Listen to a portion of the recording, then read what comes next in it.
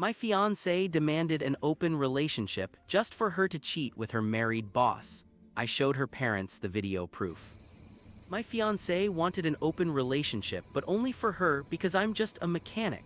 I'm 29 and I've been turning wrenches since I was 23.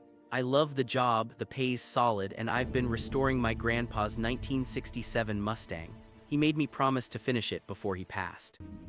4 years ago, I met Sarah. Her dad, who's also a mechanic, played matchmaker when he brought his car into our garage. We hit it off right away. She'd help me with the Mustang on weekends, even got her own overalls. We talked about using it as our wedding car. I proposed at a Sunday dinner with both families there. We planned a simple wedding. She said she'd rather save the money for our future than blow it on one day. But 3 months ago, Sarah got promoted to senior brand strategist and everything shifted.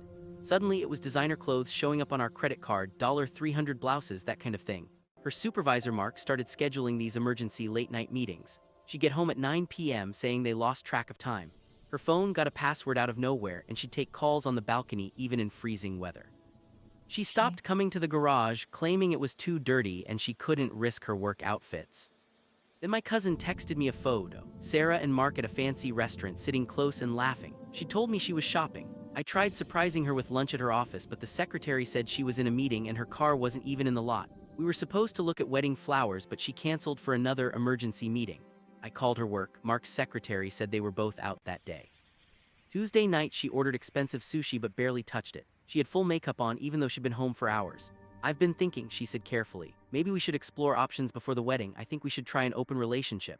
I've been expecting this, so I played along. You know what? I've actually been thinking the same thing. Her face dropped. I kept going, man, I'm so glad you brought this up. Actually, that receptionist at your office, Jessica, think you could get her number. She's into classic cars.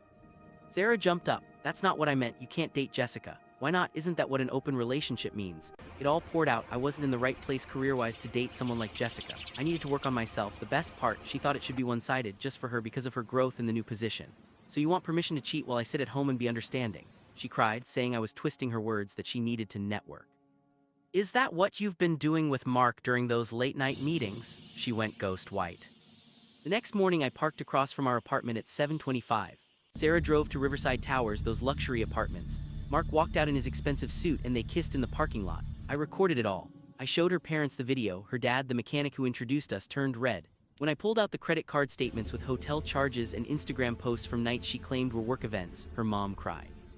She asked for an open relationship last night, I told them, but only for her, said I wasn't sophisticated enough. Her dad slammed his hand on the table. Sophisticated, that's what they call cheating.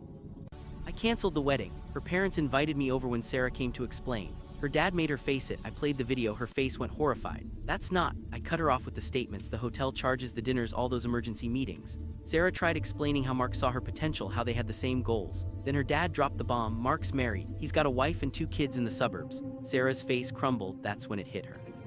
She wasn't special. She was just the latest office fling. Turns out Mark had a pattern with new employees. His wife caught him with another junior exec at the company Christmas party in his office where everyone saw. She took everything, the house, the cars, half his company shares. Now she's on the board and voted to fire him first thing. Nobody in the industry will touch him. As for me, I'm finishing that Mustang and I'm moving on, wiser but still turning wrenches.